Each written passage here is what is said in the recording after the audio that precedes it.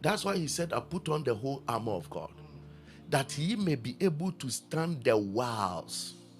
He didn't say the power. He said the wiles, the schemes, the deception, the manipulation of Satan. So you see, Satan can't destroy your marriage, but he has something he can set up in your character for your character to destroy your marriage. Satan by power can't touch the believer, but he can let the believer fall by himself. That's the trick. The Bible calls it his tricks. So one of the things that believers must understand is that what are the schemes of the enemy against the church? If you can understand his schemes, you have won. Because literally, that is why Jesus warned the 7 churches of Asia.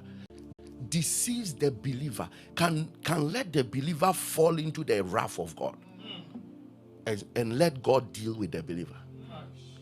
So now, if Satan makes sure that if he can't touch you, he will let you do something that God himself will deal with you.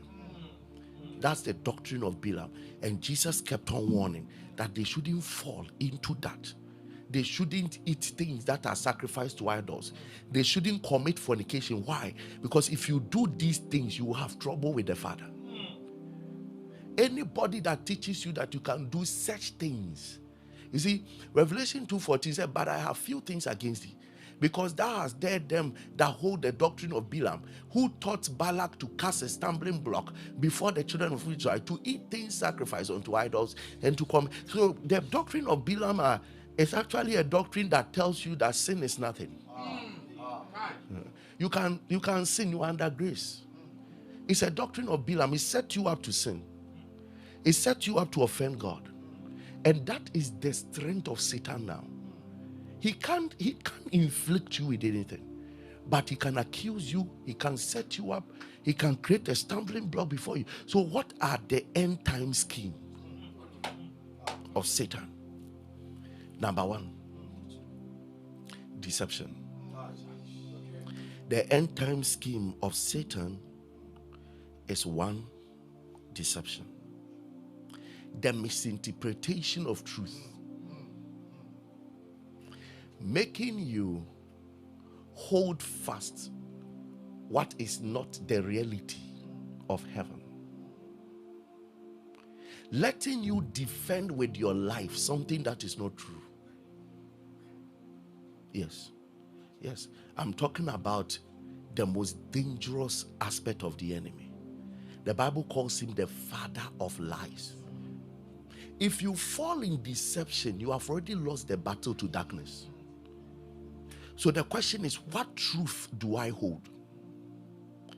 Is it just my pastor that told me, or I studied it myself?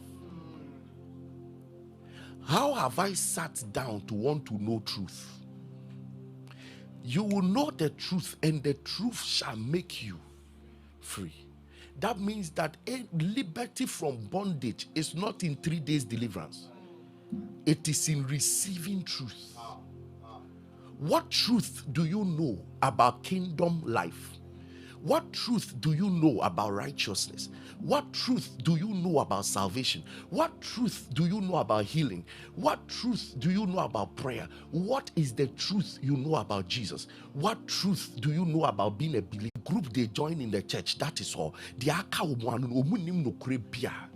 Obi wo hon so ani nukura wonim nyina ni say jai bone obekọ heaven. Why oya bone abekọ hell? No ani ni nukuro ni. They don't understand the ways of God. They don't understand the life of God. They don't understand the truth of God. They don't understand the way of the New Testament life. They don't get it. Intini wiase onam no enwa ne se wokọ asori ani aka kire ne se enne mehu ukrom wa ha mehu udin wa ha mehu say wa ha. He defines that as the gospel, as Christianity. If a pastor can't tell him his name, the pastor is not powerful. You are a joker. You don't know who you've been denied the world. No, the problem of this world is not about the lack of truth. The problem of this world is the lack of sight and understanding. The solution has been given, but there are no men